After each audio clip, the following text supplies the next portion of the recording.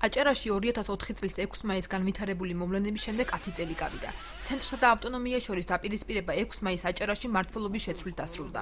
2 მაისს ააფეთქეს ქაქუთისა და ჩოლოქის ხიდები, რის შემდეგაც აჭარის ავტონომიური რესპუბლიკა დანარჩენი საქართველოსგან იზოლირებული აღმოჩნდა.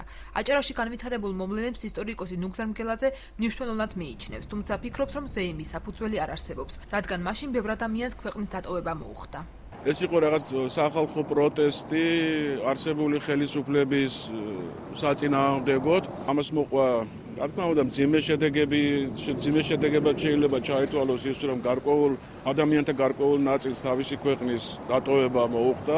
ამიტომ, როგორც დღესასწაული მე მიმაჩნია, რომ 6 მაისი ამ თვალსაზრისით, ან როგორც აღსანიშნავი დღე, განსაკუთრებით აღსანიშნავი დღე, შეიძლება მიზანშეწონილიც არ იყოს. აჭარაში უკვე მეორე წელია 6 მაისი აღარ აღინიშნება.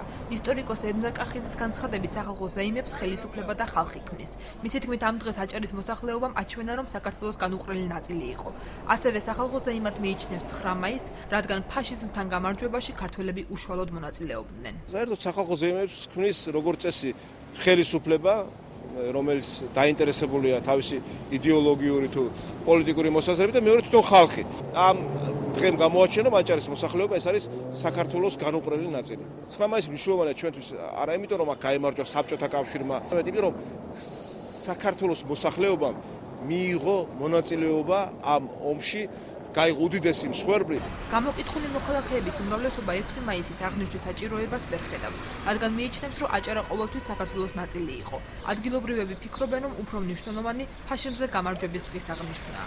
ასლანავარის პერიოდის დამხობას სრულებით არა აღსანიშნავი ეს თარიღი. არ შეიძლება რომ შევადაროთ კიდევ იგივე ფაქტთან გვაქვს მე კავშირი, მაგრამ იქ ნამდვილად დიდი ეს იყო გამარჯვება, ფაშიზმზე გამარჯვება იყო. არ ვიცით აჭარის რევოლუცია. ჩვენ ვიყავით ქართველები, დაბადები და 9 მაისი საჭიროა, იმიტომ რომ ისტორიაში შესულია 400,000 ქართველი დაიღუპა. 6 მაისი რა თქმა უნდა აღნიშნია, მაგრამ 9 მაისი უფრო ისეთი დღეა, რომ უფრო განსხვავებულად უნდა აღნიშნოთ. ბათუმის ყოფილი ვიცემერი ნათია სურგულაძე ირწმუნება, რომ თარიღი რამდენიმე წელია პომპეზურად აღარ აღინიშნება. ნათია სურგულაძე ამას ბუნებრივ პროცესად მიიჩნევს. მაშინ, როდესაც მოხდა ეს მნიშვნელოვანი მოვლენა, მაშინ აღინიშნებოდა კიდევაც პომპეზურად, მაგრამ ეს იყო მაშინ განწყობაც კი იყო ასეთი და აღინიშნებოდა შესაბამისად, თუმცა შემდეგ ეს გადავიდა ყველაფერი ძალიან ტრადიციულ ფორმაში. 2004 წლის მოვლენებიდან ბათუმის პიონერთა პარკს 6 მაისის სახელი შემორჩა.